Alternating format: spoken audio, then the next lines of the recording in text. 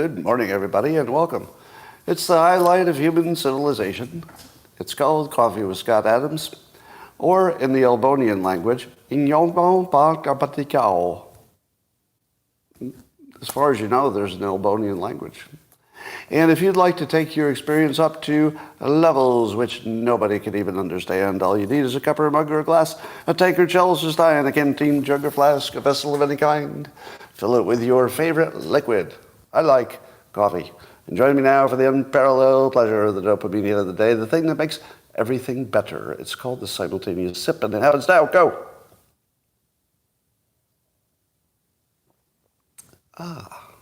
Just right. Sublime. All right. Now, for those of you who are new, there might be some new people who've never seen this show before. Give me the answer to the question before I ask it. Go. Answer to the question before I ask.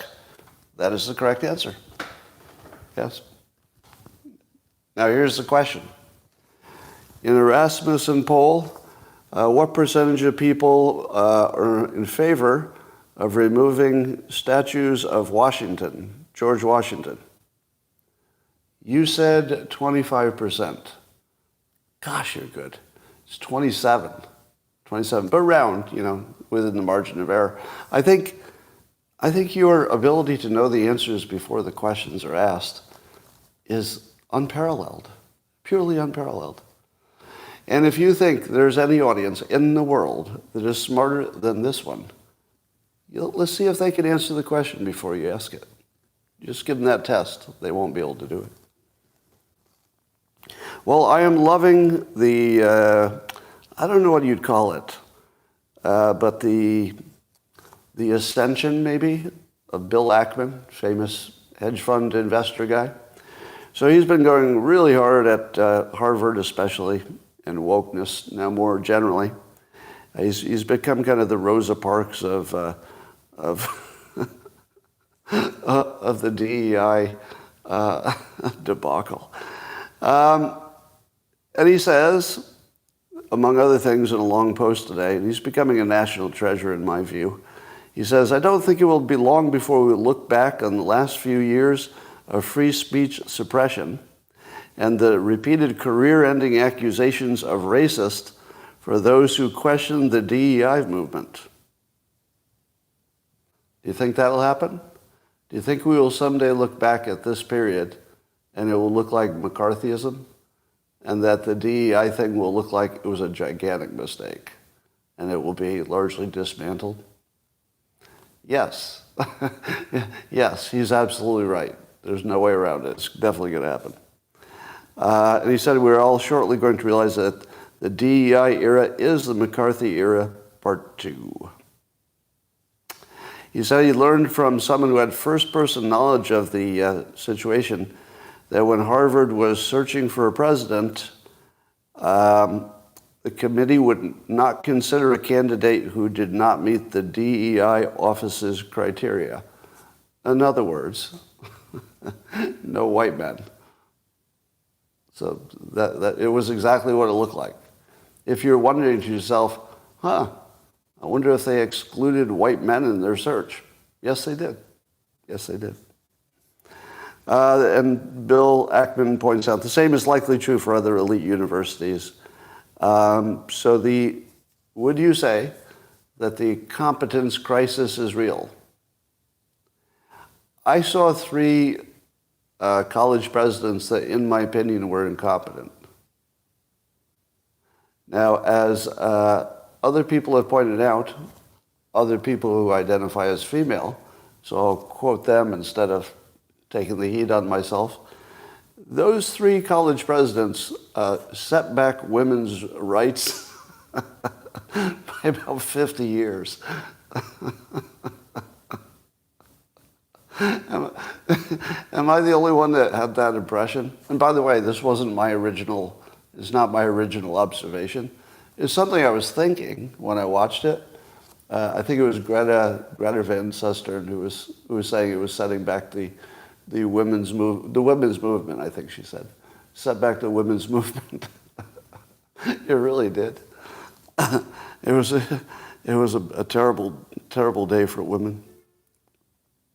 Well, McCarthy's leaving the job. He's leaving government. I guess he had hinted that he might do it if he got pushed out of the leadership job, and I guess he is. But the funniest part about that story is Matt Gaetz, who is obviously the agent of that change. He's the one who pushed for it. He had a post today with just one word, McLeavin. Now, some people interpreted it that Matt Gaetz was leaving, but that's not what he meant. He was talking about McCarthy.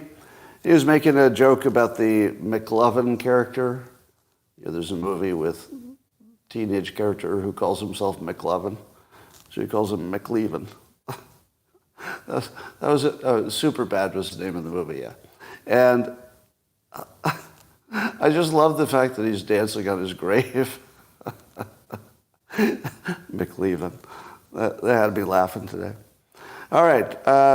China is allegedly going to revamp its space program.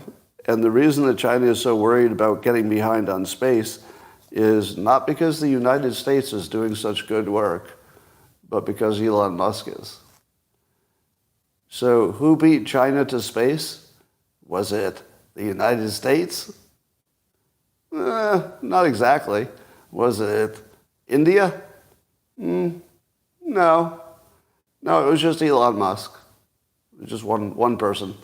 Just that one person destroyed on the most, probably the most important stage of human development. You know, someday, if humans live another 1,000 years, we're going to look back and see that the leaving of the planet to become interstellar was more fundamental than even, you know, discovering America, so-called discovering. And it was one person. Basically, one person did that and beat China. So it was one person who beat over 1 billion people. How many people are in China? 2 billion? 2 billion, right?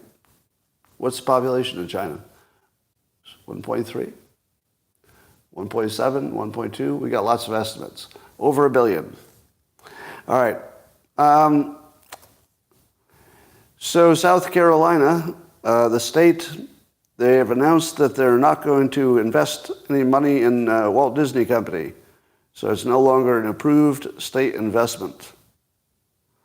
So now the Disney Company is not only fun for the whole family, but considered by one state so evil that you can't even invest in them. But also fun for the whole family. But a state government has decided they're too evil for you to invest in them. So you can take the family, but my God, don't put your money there, says the state of South Carolina.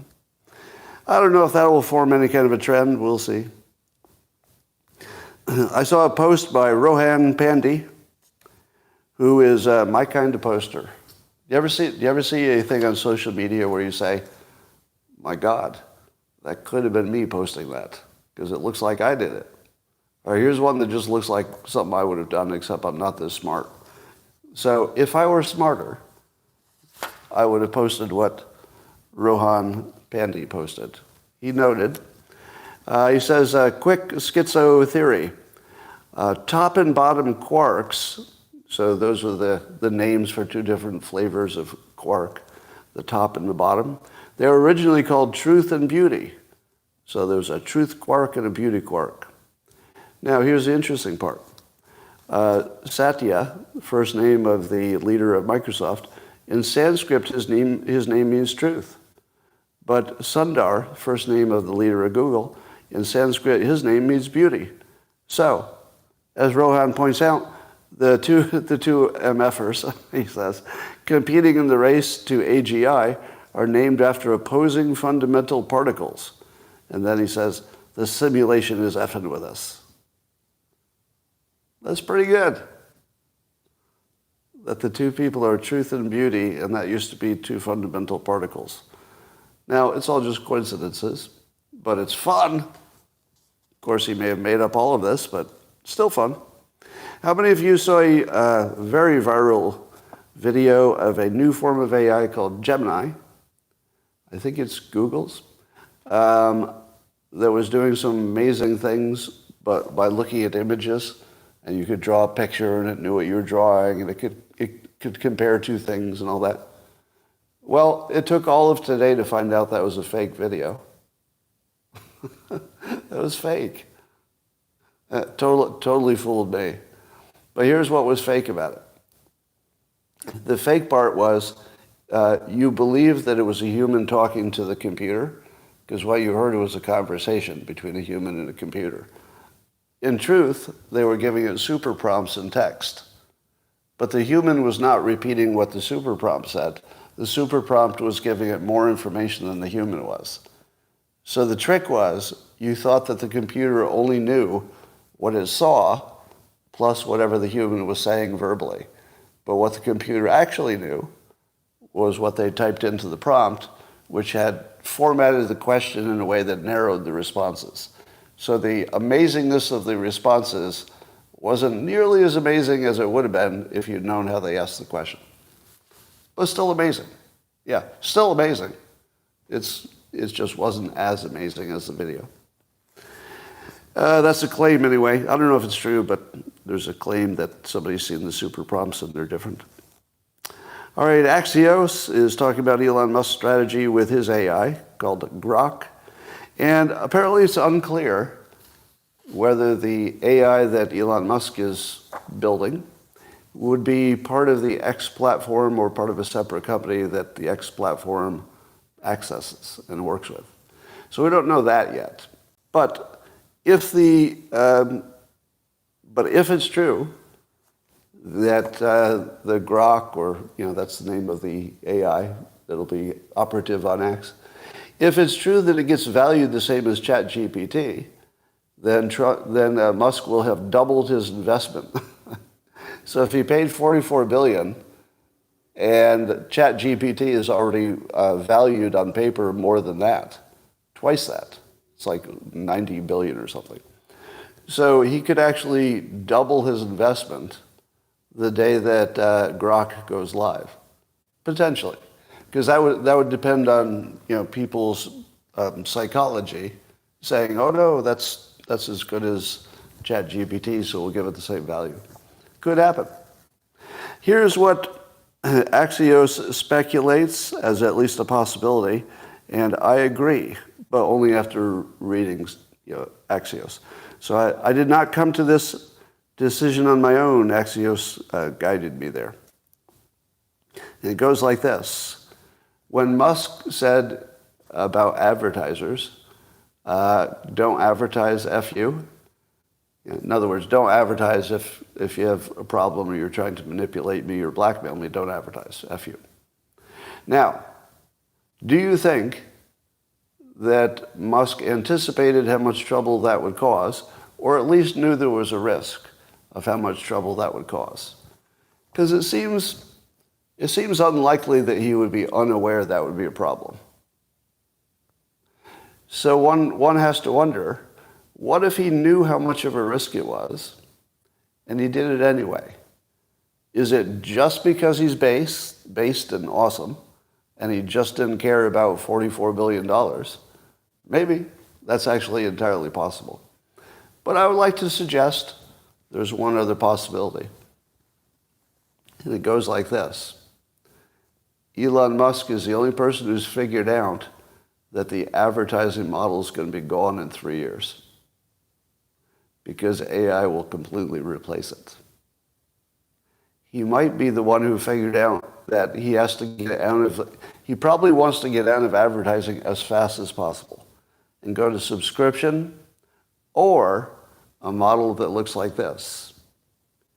Wouldn't you like to never see an advertisement again unless your personal version of AI decided based on what you told it directly or what it knew about you, that it would always be scanning for new products, and if it found anything that was right on point for you, it would show it to you. But it wouldn't show it to you while you're on task. In other words, it wouldn't interrupt you while you're reading something. It would simply know that a good time to talk to you, or even maybe just make a little shopping list for you that you don't even see unless you tap on it. I don't see any way that advertising works as a revenue model and as a business model in 10 years. How many would agree with the following statement? In 10 years, the advertising model will be completely dead. In 10 years. All right. I think I can convince you in 10 years it'll be dead. How about 5? Will anybody go with me to 5? Because the thing that'll kill it is likely to be some AI-related architecture. I think 5. Yep. Now, in 5, I don't mean every single ad model would be dead. I mean, in 5, you could maybe imagine that X would be ad model free, while still giving you all the advertisements. You might actually say, let me ask you this. How much would you pay to never see another advertisement again unless you wanted it? And you only see it when you want to. How much would you pay to remove just advertising from social media? Because we're getting pretty close to that, and here's how. If Musk succeeds in making X the place you go and just live, because you can make payments there, you can see the news there, you can comment there, basically you can just live there, see all your videos and everything, then suppose he makes it ad-free. Imagine going to an environment that's ad-free and playing in your playground all day. How would you feel the first time you turn on cable news and it goes to a commercial in 12 minutes? And it stays there for another 12 minutes, seems like. Like you will be so done with the ad model once you buy out. And I'll tell you, I have some experience with this. Because I've bought myself out of the YouTube advertisements. Meaning that if you pay extra, I forget what they call it, but whatever the business model is on YouTube, you pay extra to see no advertisements. The nature, it's premium, somebody says. The nature of your experience without advertisement is so transformative that it makes YouTube, in my opinion, the premier entertainment vehicle in the world by 10. It's probably 10 times more entertaining than the next most entertaining thing that's long form. I'm just talking about long form. So anyway, I think Musk might have more of an instinct about advertising being dead than you do, and just speculating that I think he's probably thinking ahead to the death of advertising, and that he probably didn't feel that it was an existential threat to X if he just killed it early. In fact, it might accelerate the urgency to get past the model, which is going to happen anyway. So he might actually come out ahead, because you can imagine what would happen to the team at X. Imagine you're working at X, and you've got some people who are trying to work on the non-advertising model, and some are working on the advertising model. Do you think when he blew up the advertising model that changed the energy? Probably. Probably the people figuring out how to make AI work and all the alternatives probably got real busy. Probably also the advertising team got real focused on smaller businesses, the ones that are more likely to be advertising. So I'm not sure that was the bad thing that you think it was. Maybe it was. There's no way to read his mind to know what he was thinking. But I'm gonna go on record as saying I think that Musk will probably say something that suggests the advertising model is not forever. Expect to see that. All right, climate activists are concerned that AI would be another risk to climate in 2 different ways. AI might be used to spread climate disinformation. Well, my God, yeah. I'd hate for there to be any climate disinformation out there, because you know what? The climate information that we have now is so good that we all have the same opinion about the risk. Am I right? Yeah, because it would be a real problem if suddenly our good climate information turned into unreliable stuff because of AI? I mean, that's reason enough to stop AI. Let's slow that down. We don't want any unreliable information about the climate out there. But also the AI models are huge data center users, and so they use a ton of electricity. So that's a good point. Or is it? Here are a few things that AI might tell you about climate models. Do you know how I know that it might tell you this? I asked it. So I asked AI, hey, I got a few specific questions about climate models because I would like to know how reliable they are. So here are some things that there's no opinion in what I give you now. So these are just facts. I asked, how many climate models are there? Do you know? How many climate models are there? Thousands, dozens, hundreds, 25, 60, 13. Now, don't you think that if the entire strategy of climate change is based on the models, and it is, don't you think you should know how many models there are? Would it affect your opinion of the reliability of models if you knew how many there were? Take two extremes. Let's say there had never been more than 5 models. And one of them got thrown away over the years because it just didn't work. But imagine if the other 4 had been doing a pretty good job for like 30 years. That would tell you something important, wouldn't it? If you had 3 different models and they actually predicted pretty well the actual temperature for 30 years, my God, that would be amazing. And I would be quite inclined to believe a model like that.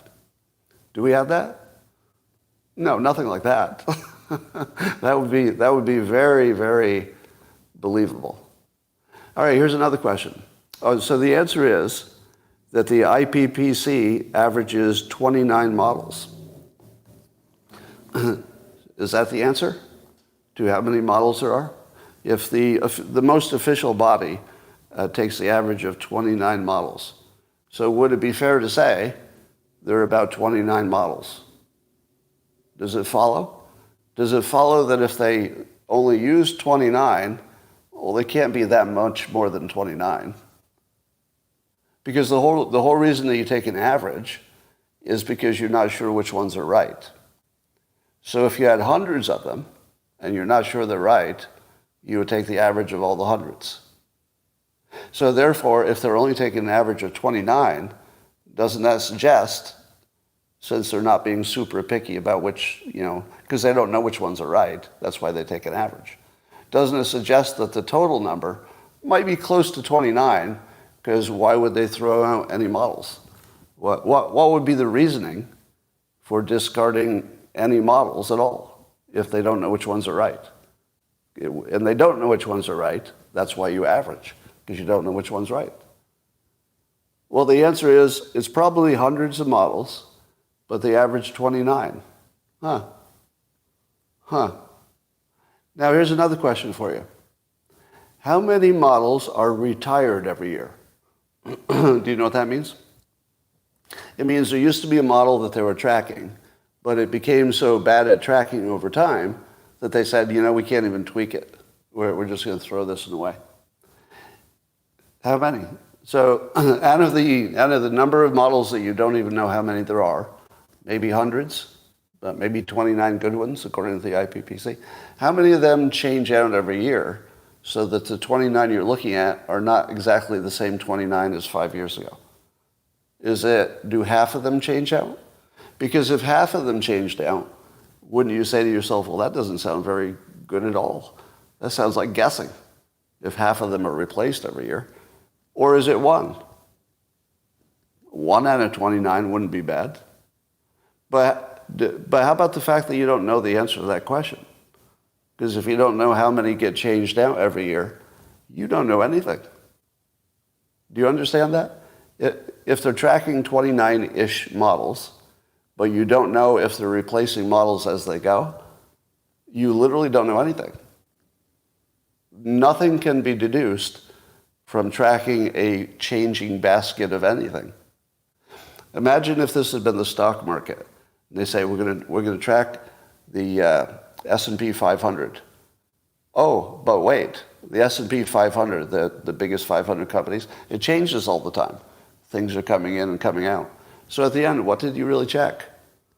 It wasn't 500 companies, because at the end it might be 350 that are left, depending on how long you're tracking. So if you're not tracking the same thing, you're not tracking anything. All right, here's another question. How many variables are in a model? How many variables are in a typical model? If there were 3 variables, I would say to myself, 3 variables. There's at least a fighting chance that you could wrestle 3 variables into a useful model. Because 3 is not too many. But suppose you had 5. 5 is not just 2 more variables. When you go from 3 variables to 5, your possibilities explode.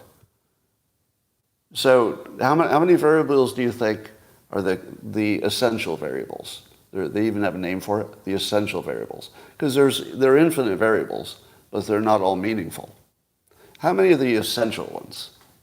Well, if you check online, you'll find out 4. 4 variables. So I said, oh, that's not bad. Really? There's just 4 variables? And then I looked a little deeper. No, there are 4 categories of variables. There are 4 categories. The total number of variables is closer to 54 essential variables. 54 variables. Now let me ask you this. What if there were 1 more variable that they found tomorrow? Because I see stories about this all the time. Oh, we found another variable we didn't know about. If you were to find the 55th variable and you added it to the 54, what does your intuition tell you? Does your intuition tell you, well, it's only 1 more variable. You've already got 54 variables. So if you're only going to add 1 more, how much difference could it make? Am I right? It's only 1 more variable. You've already got 54. Couldn't make that much difference, right? No. 1 variable can completely change the outcome from up to down. If you've never done modeling, you wouldn't know that. How many of the 54 variables, if you got any one of them wrong, just one of them, how many of the 54 could completely reverse the direction from the temperature going up to the temperature going down in the future? How many of the 54, if you just had one of them, a little bit wrong, how could it change? A lot of them probably.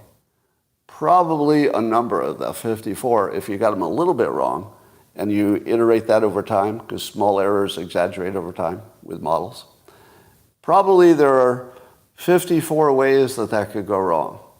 In other words, you'd have to really have a solid lock handle on all 54 variables, or else it wouldn't necessarily be anything. It would just be, I don't know, it could be anything. That would be the only way to analyze 54 variables. Now let me ask you this. How many models that purport to forecast the future, and of course there are financial models, economic models, so a lot of people have models that try to forecast the future. How many of them have something in the order of 54 variables and a track record of being correct? No, I'm laughing because everybody who's been involved in any kind of forecasting or modeling knows, and I'm going to say as clearly as possible, they know that this isn't real. This is not real. There's nobody tracking 54 variables and maybe hundreds of models, but some humans are picking the best 29 out of the hundreds because what? Do you know how they pick the 29 models out of the hundreds of models? Is it because they're the most accurate? I doubt it. Or is it the ones that support the narrative the best? What do you think? What do you think? Use your understanding of everything you've ever seen in the real world. And you tell me that there are hundreds of models to choose from. They're only going to choose 29. Do you think they're going to choose 29 models that when you put them together, they don't support the narrative? There isn't the slightest chance of that. Not even the slightest chance. Now, how about weighting? Do you think they take those 29 models and they give them all equal weight? Because normally when you do a survey, you would weight it by the number of people you talk to, right? If you're going to take an average of a bunch of surveys about, let's say, vaccine effectiveness or something like that, the thing that would make it logical to average them is that they're individually smallish studies. So if you add them together, you've got enough, at least people involved, to say something. But what is it you're averaging if you're averaging climate models? What is the meta-analysis logic that adding them together and taking the average is anything? Like, how does it even make sense? Yeah. The meta-analysis at least makes sense, even though it's bullshit and it's horoscopes. But at least there's a little bit of logic to it. If the only thing wrong with the studies was some of them were underpowered, then adding them together would be exactly the right solution. But if you have completely, just people looking at variables on their own and databases on their own, what is it you're averaging? Just the outcomes. And I'm not sure there's any logic to that, or why would you even assume that the average is useful? Right? There's no logic to say that the average would be useful in this specific case. There are lots of cases where the average is exactly what you want, but I don't see any internal logic to this. All right, so you don't know how many models are added to the total, new models. You don't know how many are retired. You don't know how they picked the 29 models, and you don't know if they added one more variable someday to the 54 they have, if it would reverse the entire direction of the curve. Let me say the faster version of all this. Nobody can predict the future. Nobody can predict the future. That's never been a thing. Ever. Right? You can say maybe that human nature stays consistent over time. And that gives you a little bit of that history repeats feel, but even that's fake, right? But you could definitely say, all right, next year humans will be selfish and susceptible to cognitive dissonance. Yeah, that's fair. But you don't know anything about the variables in nature. All right. Let's talk about that GOP debate. I saw a little of it, and I watched a bunch of clips, and if you didn't watch it, the 4 participants that are not Trump are Vivek Ramaswamy and Chris Christie and Nikki Haley and that other guy. Who's the other guy? Who's the 4th person on the stage? DeSanctimonious something? Yeah, somebody named Ron was also there, but he did not make any highlight. Ron didn't make any highlight films. The highlight films left him out. Now, here's what I take away from the whole thing. It was easy to observe that people just thought their favored person won. I was watching David Pakman when he was observing it as an observer, so I was watching him observe in real time. And his take was that Chris Christie won easily. It was like Chris Christie's night. Now, Pakman's a Democrat, famous Democrat. And do you think that what he was responding to was the quality of Christie's arguments, or was it that Christie hates Trump the most? Obviously, it's because Christie is the one who says Trump's the problem. Obviously, right? Now, did he really believe that Chris Christie did the best job? I think so. Yeah, I don't think he was lying. I think that we all had our subjective reality reinforced, right? If you were in Nikki Haley's camp, you thought she won. If you were in DeSantis' camp, you thought he won by not making news, not being crazy. If you were in Vivek's camp, as I am, you think he won, and I do, right? So everybody agreed with what they thought was going to happen before it happened. So you can ignore everybody's opinion of who won, right? That's useless. But there were some highlights.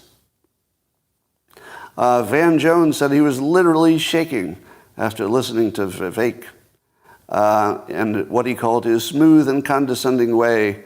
And he's more dangerous than Trump because he could outlive Trump by 50 years. And you might be seeing a tyrant in the making. Those are my words. But he says that Vivek's embracement of the, quote, replacement theory that we'll talk about is one step from Nazi propaganda.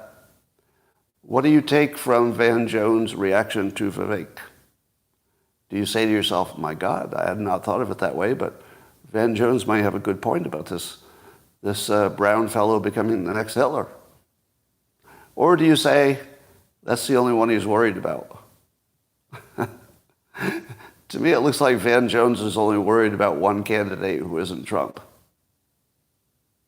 So, does that make you like Vivek less, knowing he's the one that scares Van Jones the most?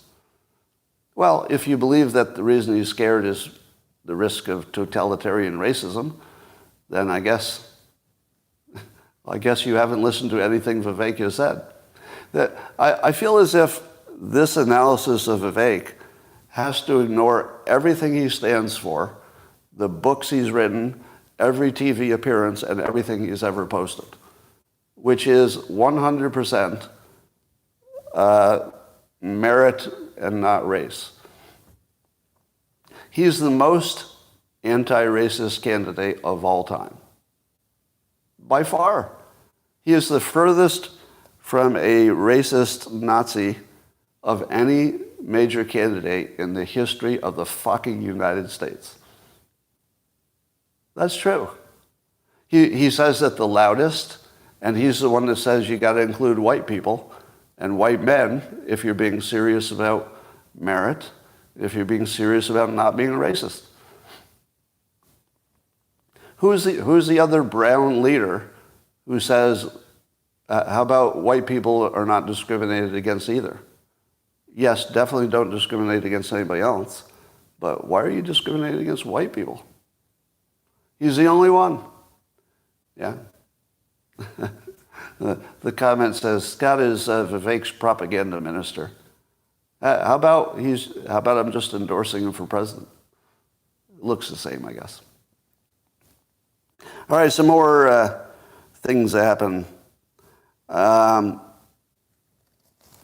So Megyn Kelly asked Nikki Haley, aren't you too tight with the banks and the billionaires to win over the GOP's working class base? Good question. And she said, we will take support from anybody. I don't ask them what their policies are. They ask me what my policies are. Nicely done. Nicely done. I don't think Nikki Haley's my first choice or even third or fourth choice for president, but that's a good answer. That's the Willie Brown answer I always talk about, where you should just go right at it. So denying that you're taking money from somebody is weak, and denying, sort of just restating your policy is kind of weak. But she says it directly. We'll take money from anybody. They ask me what my policies are. That's the way it works. It's not the other way around. That is a cool, strong answer. I liked it. All right. Vivek went super hard at them, and he had quite a few moments. One of his moments was he challenged his competitors to name the 3 provinces in Ukraine that they're trying to protect. Now, number one, it's a messed up question, meaning that I don't think you need to know the names of the provinces. The same as I didn't believe that George Bush Sr. really needed to know the cost of a price of bread. Do you remember that gotcha? When somebody asked George Bush Sr. if he knew the price of a loaf of bread and he didn't? That really was unimportant. Because if he understands, the inflation rate, he kind of gets it. You don't need to be shopping for a loaf of bread yourself. That was always dumb. So when Vivek used the loaf of bread trick, I'll call it, to challenge them to name the 3 provinces. Nikki Haley got a look on her face that Vivek called out as a blank expression. Now, this was the brilliant part. This was brilliant. So much like you've heard the auditory illusion of, Green Needle and the other, Jan and Laurel and Yanni and all that stuff. So when Nikki Haley made, let's say, an exaggerated expression on her face to that comment, in her, like her mouth especially went in sort of a smirk, I looked at the smirk and I said, is that a blank expression or is that a smirk? Because a smirk says, I'm going to kill you. And I have the goods. But if the smirk was a, uh-oh, I'm in trouble, well, then it's the exact opposite. So when Vivek called her out and pointed to her and said, look at the blank expressions, he primed you to see it as a blank expression. And it was brilliant. that was probably the smartest in-the-moment play you'll ever see in your life. Because when he called it out as a blank expression, you saw it that way. If he had not called it out, do you know how you might have seen it? How many of you watched the debate and noticed that eventually Nikki Haley did say the names of the 3 provinces without prompting? Did anybody see her do it? Nope, you didn't even see it. I did. I saw it. Because she did it when somebody was talking over her. So one of the others or more of them were talking over her, and after the conversation had gone for a while, she sort of leaned into the mic and just said the names of the provinces. So if you're wondering what the smirk was for, she showed you that she actually knew the names of the provinces.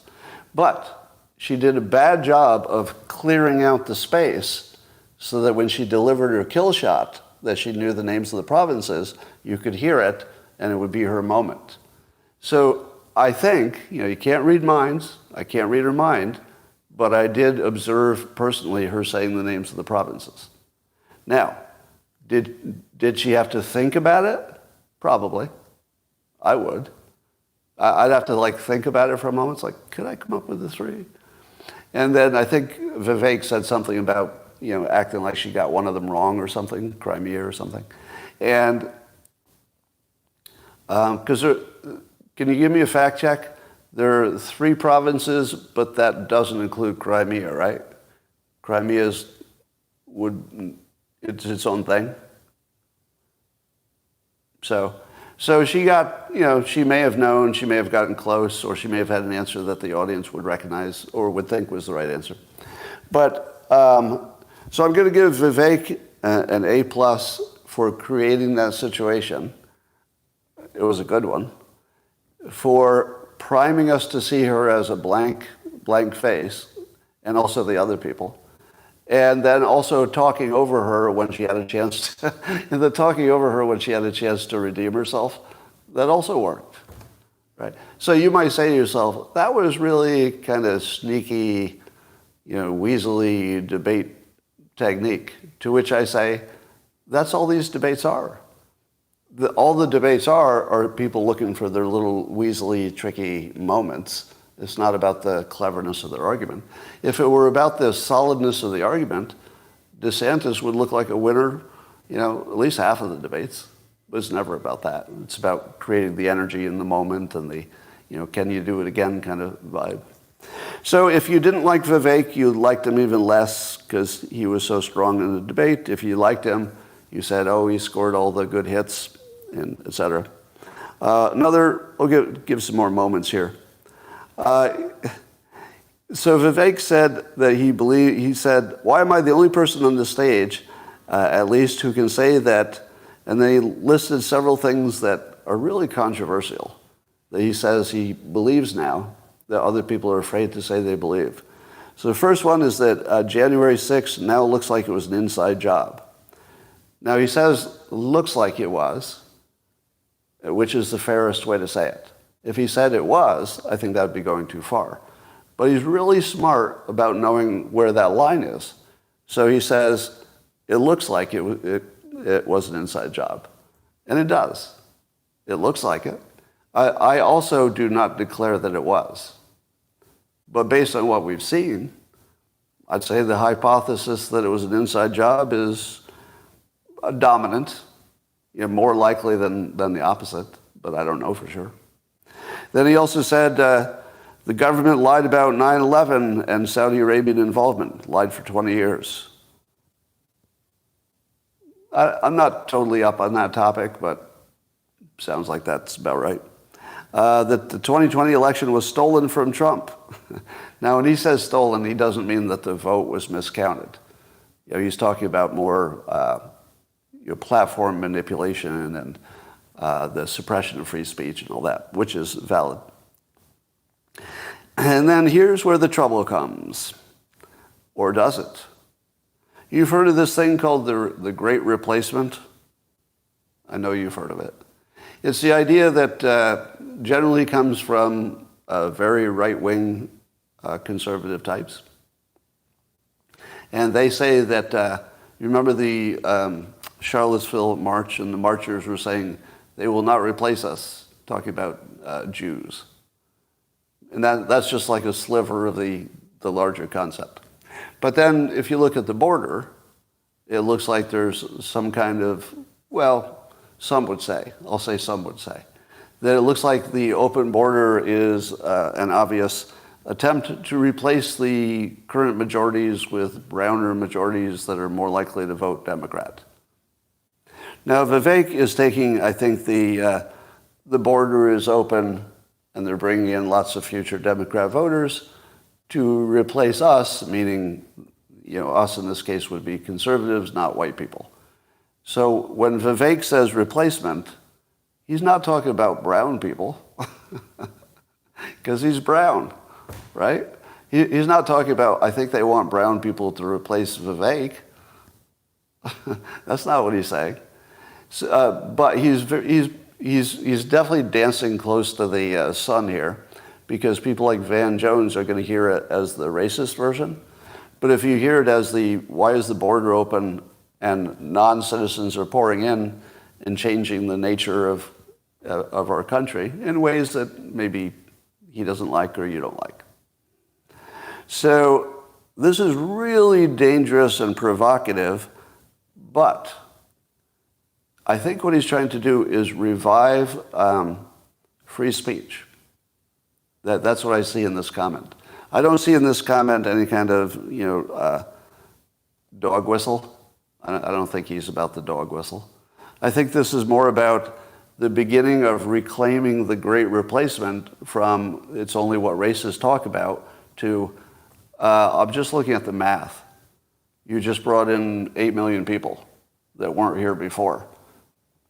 Are they having an impact on our, let's say, ability to manage the country the way we were? Of course they do. Of course. It might be a good impact or it might be a bad impact, but it's certainly a replacing what was here in a general sense impact. But I don't think it's a racial comment. I think it has more to do with how people think, actually. All right, so we'll see if he can get away from that little hole. He dug himself a little hole because should he become president or presidential candidate, he's going to have to explain this for the rest of his career. Like they'll never drop this. But he is good enough that he could take the gun from their hand and flip it around. So if you imagine Vivek answering the question, hey, is this Great Replacement thing sort of a Nazi thing? He would obliterate whoever asked him that question. Like that would be another moment that he would sparkle, because you should be able to obliterate that dumbass question. And he could do it. All right. And then he went after Nikki Haley for saying that when he had criticized her in prior debate, Nikki Haley suggested that maybe he had a, quote, woman problem. Maybe he had a woman problem. Well, that's not quite a nice thing to say for one Republican to another, because aren't the Republicans the ones who are supposed to sort of not talk like that and not act like it's some kind of weird woke DEI thing. That's kind of the opposite of being a Democrat or of a Republican at the moment. So Vivek answers by saying, I don't have a woman problem. Nikki Haley has a corruption problem. And then he held up his notes, and on one page he had written, Nikki equals corrupt. Did you see that moment when he held it up and showed that was all that was on his page? It was visual, it made the news, and you'll remember it forever. Perfect. Perfect. Then he said that Nikki Haley, this is a woman who will send your kids to die so she can buy a bigger house, talking about her preferences for more warlike policies. This is a woman who will send your kids to die so she can buy a bigger house. You could write a doctoral thesis on that one sentence. It's so perfect. Persuasion, perfection. Because, I always tell you that fear is the best persuasion, right? Fear is the best persuasion. What is more scary than sending your kid to die? That's pretty scary. And what is more visual than sending them to die so you can buy a bigger house? So you got the bigger house, you got your visual, you got your son dying, that's also visual, but it's also fear. One sentence. Do you understand how good he is at this?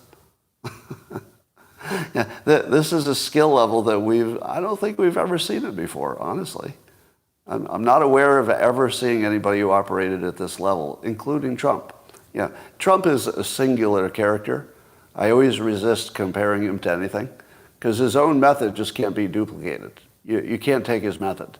So he just sort of operates in his own, zip code, and he is just Trump is Trump. In fact, that's all I say about him now. Trump is Trump. That's the good news and the bad news. Trump is Trump. Why is he leading right now in the polls? Because Trump is Trump. It explains a lot. Nobody else is him. If anybody else could be him, they might be leading in the polls too. But Trump is Trump. There's only one. There will never be another one. If you like that, there's nobody else to vote for. All right. So that was pretty artistic from Vivek's. She called her, she says she's the donors, she has donor puppet masters. I like puppet master too, because you can see the puppet strings. Visual, just so good on the visual stuff. And then he says directly that he rejects identity politics. He says 2 X chromosomes does not immunize you from criticism. Oh, thank you. Yeah. Vivek slamming Nikki Haley for being too woke, that is the show I wanted to watch. That one speaks to every part of my body. I can feel that. Right? There are a lot of things that you say, oh, that's a good intellectual point, or I like that policy. That's a good policy. When he said 2 X chromosomes it doesn't immunize you from criticism, and he rejects identity politics, I could feel it. Like in my body, I could feel that. That's a whole different level. Yeah. So there's some controversy about, I guess, the Rumble feed that was covering the debate. I guess it glitched out when somebody, maybe Megyn Kelly, asked about the warp speed, the getting the vaccinations fast with Trump. And so people are saying, oh, that's a coincidence that it cut out just on that question. But it wasn't coincidence, it was just a technical problem. It is very unlikely that Rumble would cut out on a Republican debate. Let me say that again. There's not really any chance that Rumble intentionally cut a feed at any point during a Republican debate. That is not a possibility. There's no real world possibility that happens at all. All right, what else? So The Rock, notice I didn't mention DeSantis. I feel like DeSantis is just running out the clock. Sort of waiting around to see if anything happens with Trump, but not really trying too hard to win at this point. I think he's just trying to do an honest attempt because he has backers and they want him to do an honest. It just looks like, I mean, he did not seem engaged. He just did his good DeSantis job. And by the way, I have the funniest or unusual take on DeSantis. DeSantis is the best politician that doesn't interest me. So it's like a compliment. Actually, that's just a complete compliment. Do you know why he doesn't interest me? Because he doesn't do crazy shit every day. There's no crazy shit. He just like sort of does good things that his base wants him to do. He's a great politician in terms of execution. But for the presidency, if you're running against a Trump, you're running against a superstar. He doesn't have superstar energy to level up to, the Taylor Swift of politicians. So it's terribly unfair. And if DeSantis comes back around in some subsequent year and runs for president, I can see supporting him. Yeah, he's a solid, patriotic, good servant to the people, I think. So The Rock, Dwayne "The Rock" Johnson, did some mysterious meeting with the military folks at the Pentagon after, not long ago saying that the parties wanted him to run for president. The parties. I love the way he says it, making it seem like even the Democrats and even the Republicans, both sides. Yeah, it's the parties. Oh, don't ask me which side. I mean, they all want me. So he's very smart to not kill the rumor, because the longer the rumor goes, the more fun it is for him and the more free attention he gets. So he's smart to keep it going. But I would say it's unlikely that he was talking to the Pentagon to line up his support for running for president or to do his research before he ran for president or any of that. The most likely scenario is that he has some business with the Pentagon. Could be he's doing a movie, might want some support from the military. Could be the military wants him to be sort of an ambassador to improve recruitment. He'd kind of be perfect for that. So I doubt that it's because he's running for president. But it's fun. It's fun to think about it. Speaking of fun, Axios is reporting that Melania thinks Tucker Carlson would be a great VP for Trump because he's sort of the more articulate version of Trump with very similar attitudes about things. Now, I don't think it's going to be Tucker because I don't think Tucker would be reckless enough to take the job. It seems like Tucker's in sort of an ideal place for his media life, and unless he's looking for a radical change to that, which would surprise me, I don't think he's going to even consider it. But it's a lot of fun, isn't it? It's a lot of fun. I tell myself, okay, like just game that out in your mind. Question number one, would Trump do better in the election if Tucker is his vice president? Go. Would Trump do better in the election? Almost all no's. Wow. About 80% no's on locals. What do you think, YouTube? Oh, YouTube is more yeses. Well, also lots of no's. I should have waited. All right, more no's than yeses. So a lot of you don't think he would change the outcome. Here's why Tucker would be a positive. Tucker is one of the, I'd say, top 5 best communicators in all of politics. Would you agree with that? He's a top 5 best communicator in all of politics. So therefore, some would say, and therefore he would be a good vice presidential running mate. Here's what I say. You get all that for free. Tucker's still going to be talking. He's still going to have a huge platform, no matter what. And you know he's going to be supportive of Trump because he said so directly. So Trump can get all the benefit of Tucker's communication excellence without any of the reputational harm of saying, oh, 10 years ago, Tucker did a thing. Oh, 5 years ago, Tucker said this thing that could be interpreted two ways. He could just take all the good for free with none of the pain. Because if he could find a VP who didn't have any of the controversy that Tucker brings naturally, then he can get all of Tucker's goodness plus a solid, backup candidate that helps him for his age, especially. I think Trump has to go young because the age question will be salient if he gets elected. And I think Vivek is a more obvious choice, but we'll see. The competence crisis is real. Apparently, there's this case going on to see if Trump should be denied being on the ballot in some states. So Colorado's looking at that.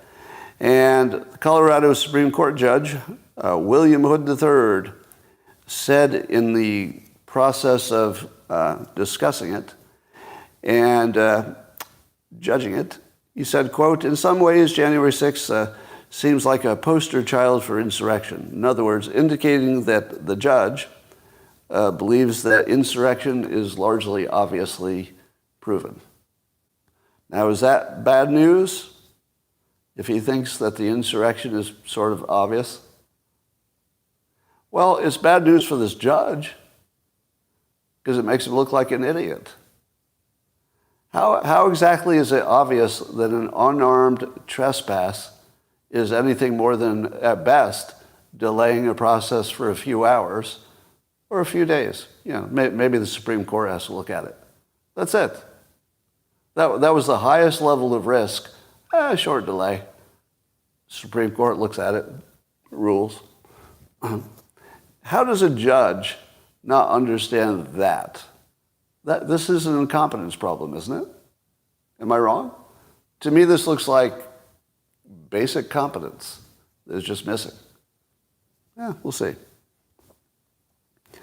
Now, here's what I think about Trump's language lately. So I think Axios was pointing this out as well. So he's used language that his critics are saying, hey, that's it's not Hitler-like, but it's Hitler-adjacent. Well, that's not quite dictator talk, but you're getting real close. Well, that's not exactly what the Nazis say, but it reminds me of them. So is he doing the dumbest thing in the world by allowing people to frame him as a dictator? It almost looks like he's doing it intentionally, especially when he said that he would only be a dictator for one day. He said, quote, "We're closing the border and we're drilling. After that, I'm not a dictator. So just one day. I'll just be a dictator for one day. After that, not a dictator." Now, when I first heard it, my first reaction was, oh, why are you doing this? Like, this is just the worst idea. His biggest problem is that they're going to call him a dictator. He knows that. So why would he use language that most of us would recognize would make you be labeled a dictator? Why would he do that? Well, I have a hypothesis. I don't know that it's true, but it goes like this. He might be playing what I call the narrow ravine strategy. Now, this is one I have used myself in the past, and you might recognize it from some of my past. The narrow ravine means you allow your enemies to bunch up in a place where it's really easy to shoot down and kill them. So you're herding them into the most vulnerable place for them while they believe they're winning. So the thing that gets them into the narrow ravine in the first place is they say, ha, we've got you trapped. You're going to be trapped in the narrow ravine. And then they chase you down the narrow ravine, but you've got all your people on the top, and they shoot down into the narrow ravine and kill them. So it's basically a trap, the narrow ravine trap. So we see him saying things which are making his critics say, oh, salivate. He keeps saying things that's going to make it easy for us to take him out by labeling him a dictator. And so they're like, all right, we got our plan. everybody, here's our plan. We're going to go full dictator on Trump. He's making it easy. He keeps saying all these dictator things. And he is. What's another reason he might be doing it? Well, I think he may have given you a little wink and a nod when he said he would be a dictator for one day just to get a couple of things done. And here's what I think he's telling you. He's going to milk it. Because there's nothing easier, in theory. This doesn't mean he'll do it. But in theory, there would be nothing easier to persuade than to persuade people that he wasn't a dictator. It could be the easiest thing. And the way you would do it is by mocking it. You just make a joke out of it. Did he make a joke out of it when he said, oh, I might be a dictator for one day, just one day? Yes. Yes, he did. That was literally making light of it. He never gave it weight. If he had said, dictator, why, I'm in favor of free speech, and you guys are against free speech, and here are my three other reasons why I'm not a dictator. And what would the audience hear? Dictator, dictator, dictator. Well, you're very defensive, aren't you?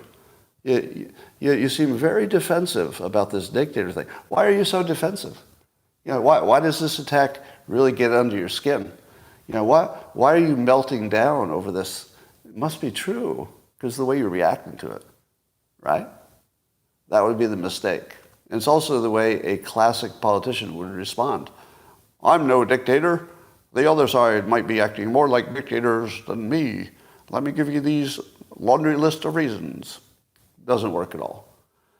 But what are they reporting about it? They actually, Axios literally reported it was a wink and a nod. The news actually picked up that it was a wink and a nod. Now, a wink and a nod is not mockery, but it's a signal that it's coming. Oh, it's coming. I think that he's playing the narrow ravine followed by the mockery cannons. I think the mockery cannons are just on hold. And once he gets the Democrats to fully commit, and it might even be months from now, I mean, it could be next summer, just let them just call him a dictator while he's leading in the polls, because as long as he's leading the polls, everything's good. Gets his nomination over the summer, and then goes full mockery cannons on the only thing that they've accused him for a year. And they're going to say, shit, it's not working. And they're going to have to come up with something new at the last minute, which is always a tough thing. So I think he is leading them into the narrow ravine on this dictator thing. Because objectively speaking, if he eventually mocks it, and then people start looking at the opposite evidence that maybe it's the Democrats who are the power-hungry people, to me it's looking like it might be a really strong play. But there's a lot of assumptions I'm making. My first assumption is that he's fully aware of what he's doing and that it's a narrow ravine play. I think the wink and the nod about dictator for a day does tell you that he's not going to take it seriously and that he's going to keep it in that frame. And if he keeps pushing that frame, it's going to be glorious. It's going to be glorious. All right. Meanwhile, I guess there are more voting machine company lawsuits against, I guess Smartmatic is going after Mike Lindell for his claims about their machines. They're going after Newsmax, and then Dominion is also going after Newsmax. So all that action might happen over the summer, which would potentially be embarrassing, I guess. But the other thing is embarrassing for Trump, I suppose. But the other possibility is that there will be a lot of discovery. Why is it that nobody's required the voting machine companies to show us their code? See, this is the part I don't understand. Maybe somebody can explain this if somebody's a lawyer. If I'm a lawyer and I say, if I've made an accusation that your voting machines cheated, and then they sue me because there's no evidence that they cheated, which is the case. No convincing evidence that I'm aware of. Doesn't Mike Lindell have every right to make them show all of their proprietary software? And if they don't show their proprietary software, doesn't he win? Because he makes a claim that they can't disprove without showing their software. And they can't do that because it's proprietary. The worst that they could prove is that he hasn't proven his claim. But I think in order for him to be guilty, they have to sort of prove that it's not true. Do I have that right? That in order to prevail, they have to prove that his claim is false. How do they do that unless they open themselves up for a full audit, and that's never going to happen. How do they prove that they couldn't have changed it without being detected? Unless they show every part of their system. There's a possibility that these voting machine companies are being encouraged by the Democrats to do what they're doing because it looks bad for Trump. It's a possibility that the people who least want these lawsuits are Dominion and Smartmatic. They might not want to do this, but they might have a lot of pressure from people who make decisions about what voting machines get put into what areas. So in other words, their customers might be pushing them. Their customers meaning Democrats. So here's what I would look for. I would look for the answer to this question. Does this open up the machine companies to greater scrutiny than they would ever agree to? It's a big question, isn't it? I don't know the answer to it, so I'm looking for actually maybe some wisdom here. All right. Now, here's interesting news. Apparently the Saudis and France are talking sort of privately about how to figure out what to do with Gaza after the fighting stops. Now, do any of you remember I said the best solution might be to get Saudi Arabia involved in the end state solution? And that maybe it's part of a larger deal to normalize relations. Did I say that in public? Or am I imagining it? I need a fact check. I did say that in public, right? And it looks like it's happening. To me, this was the most productive possibility. Doesn't mean it'll work, but the most productive possibility is that Saudi wants to do a deal, presumably, in which they normalize relationships with Israel for purely financial, basic, obvious reasons. Right? It's just in Saudi's best interest. And I think they have a leader that could get it done. So if they're looking to make a breakthrough in the larger peace for the area, which the Saudis would like, don't you think the Crown Prince would like to elevate his status in the region by being a peacemaker? Can you imagine anything that would be better for Saudi Arabia and better for the Crown Prince than to be seen as the person who finally pulled something together that worked? There's nothing. There's nothing that would be better for Saudi Arabia. Nothing. In my opinion. But I'm not very good as an expert of the Middle East. But to me, it looks like it'd be the best thing. So that might be productive. We'll see. But the initial offer looks like a loser. The rumor is that what the reported plan would be, or at least this is maybe the working conversation about what it might be, is they would strip Gaza of arms, which I don't know if that's even possible. Do you think you could keep heavy weapons out of Gaza even no matter how hard you tried? I don't know. Maybe. Set up local governance. Well, what is local governance? What is local governance? Because there's no way that Israel's going to, abdicate control. So does that mean that they have a local government, but the security is still handled by others? Because it's who handles the security who is in charge. So that part is unstated. And to unlock Israeli prison doors and let 5,000 prisoners out. And that maybe this has to do more with normalizing relationships with Israel. That might be the big play here. Anyway, I don't know if any of this will be useful, but it's exactly the right conversation. To me, it looks like the most fruitful path.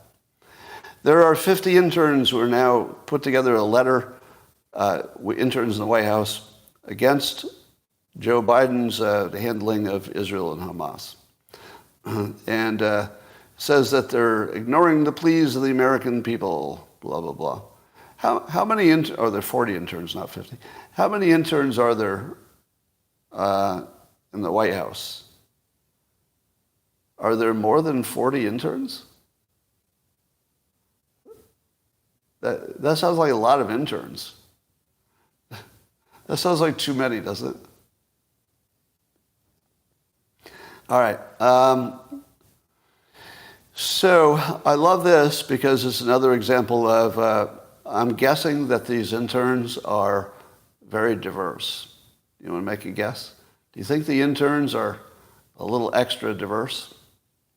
So they probably have some DEI, let's say, objectives when they got their interns, and now they have 40 of them that object to the administration that hired them in a pretty significant way.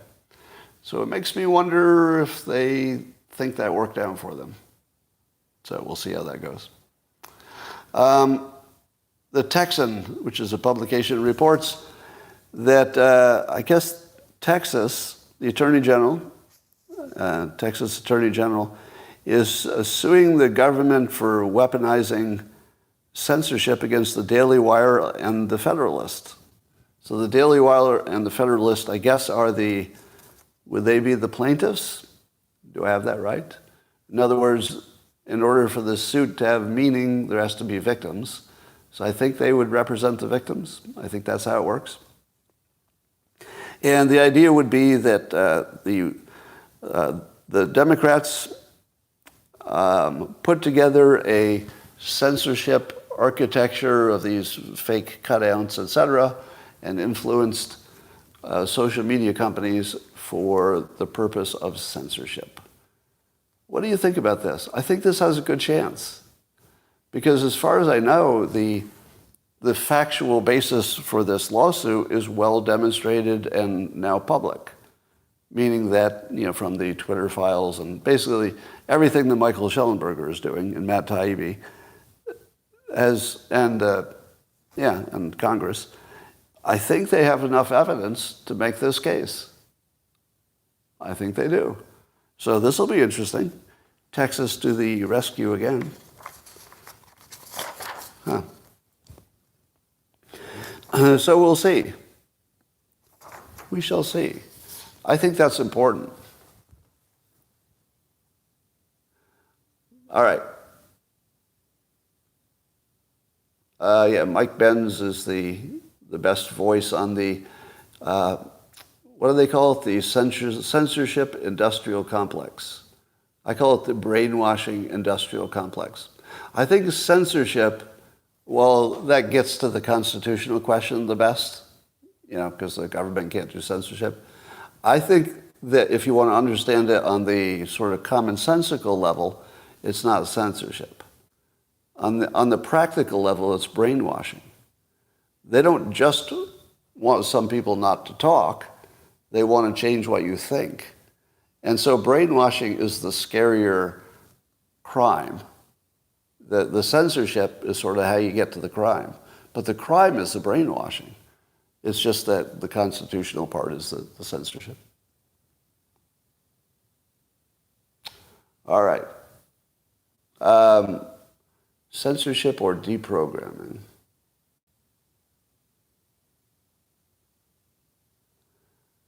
Let's see. I'm being prompted to talk about Congressman Thomas Massey. All right, let me tell you what I've learned. So Breitbart, and Joel Pollak in particular, was giving Thomas Massey some heat for a meme that used Zion was part of the meme. And I said to him, I said here, I don't really see where that was anti-Semitic. So here's the counter-argument. So if you want to understand how anybody would see that as anti-Semitic, here's the counter-argument.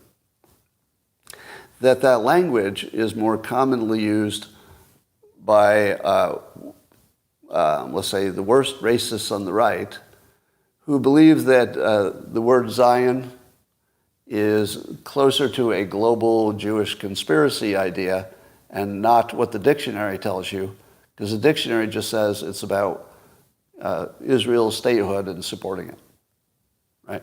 So I looked at all the definitions, and the definitions were all the same. It's just about Israel being a state and supporting it. So I thought, well, what's wrong with using that word? If every definition is a perfectly innocent definition, what's wrong? But all words mean something in context only. Would you agree? Words don't have just a meaning and a context. Every word, in fact, that was a big point in my book, Reframe Your Brain. One of the chapters makes a big point of this. Words take on meaning beyond the word. So you can look at the dictionary, and there will be the base meaning, but that's not everything the word means, right? We put power into words.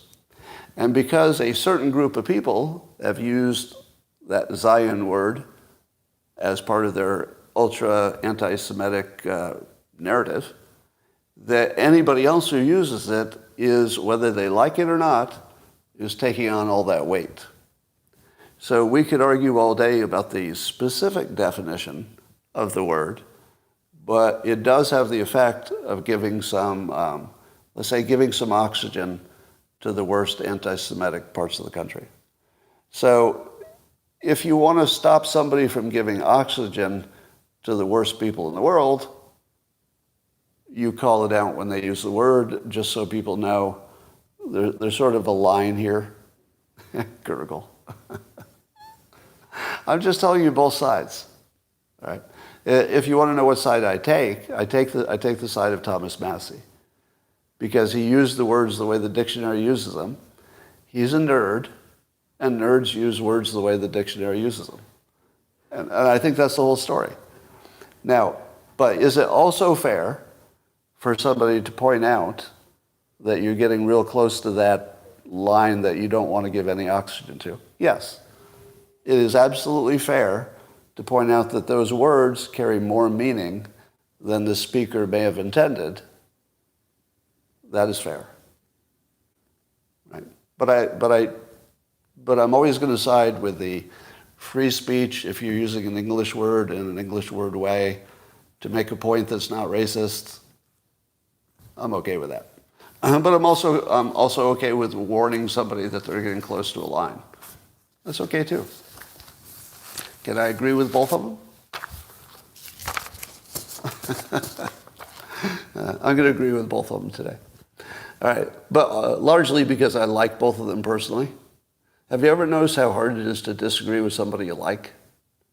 All right. So I love Joel Pollack and I love Thomas Massey, so I'm just going to agree with both of them and move on. All right. Did you watch the Squid Games? No, I've never seen the Squid Games. It doesn't look like something I like. I don't know.